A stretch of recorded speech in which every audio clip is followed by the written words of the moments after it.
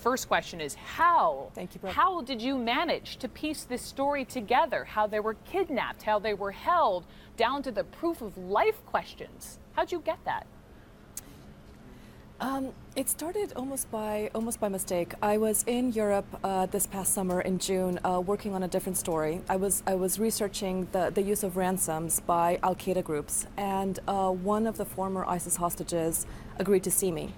I knew that James Foley was missing, and I had heard sort of through the grapevine that he was being held by ISIS.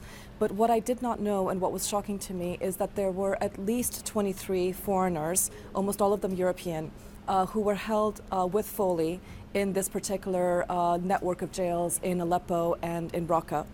And this hostage who spoke to me became my guide. He first of all outlined the moment when each of them was taken, how they were taken, and then how ISIS systematically divided them up into groups based on which nationalities they thought would negotiate with them first. The detail you had about the hostages being happy is overstating it, but being relieved when they saw someone being beaten and bloodied, because that meant they weren't waterboarded. The details of this imaginary risk game, the scribbling in the paper of chess, and as I mentioned before, that Secret Santa that James Foley, exchanged gifts with his family every Christmas. But in the end, as far as his fate, let me just loop back around to that. Eventually, he became convinced he would die in captivity. What convinced him of that? Final question.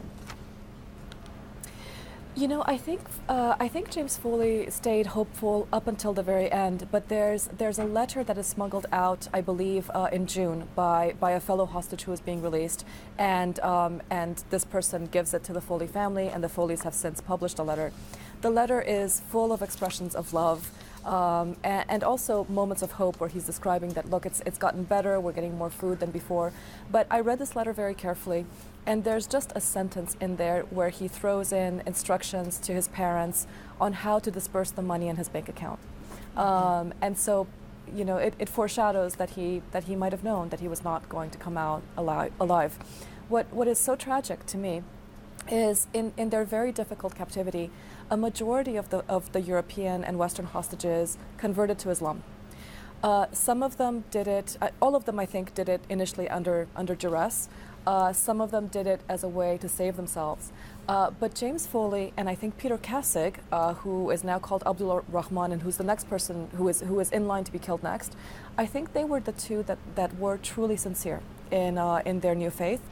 And Yeyoan Bontek, who is this young Belgian jihadist who was held with him, told me that the moment that he saw the execution video, the thing that shocked him is seeing James Foley without a beard. Foley had a beard up until the moment of his death because he had become a Muslim.